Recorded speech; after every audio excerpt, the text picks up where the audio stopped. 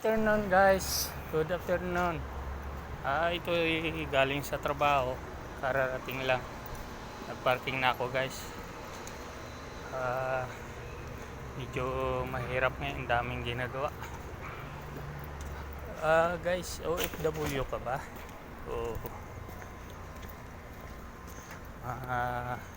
matagal ka na ba sa pag-a-abroad? Gusto mo bang kumita sa pamamagitan ng extra income o sa business? Tungkol ito sa business ng OBI, Orbis Victus International. Isang isang business na tinatawag na insurance. Kumikita ka dito sa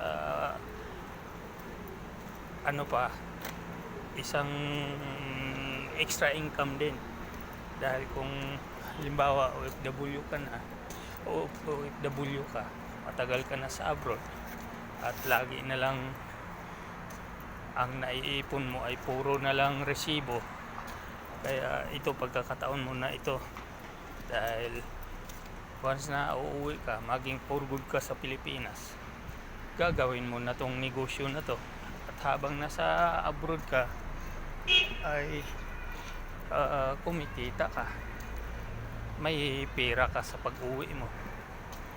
Kung mag for good ka na tapos gagawin mo to ng full time, kung may edad ka na o matanda ka na, pwedeng pwede ito, hindi ka na maghirap.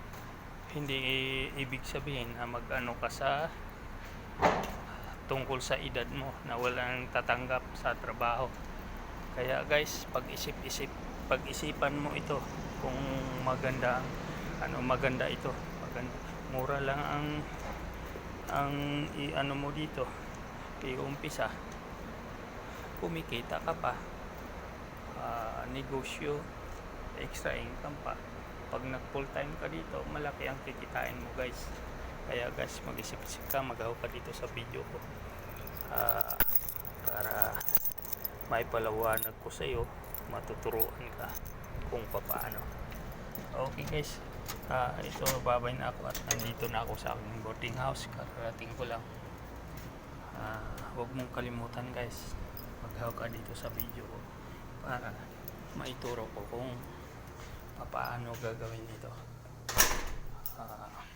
Okay guys, bye bye, God bless.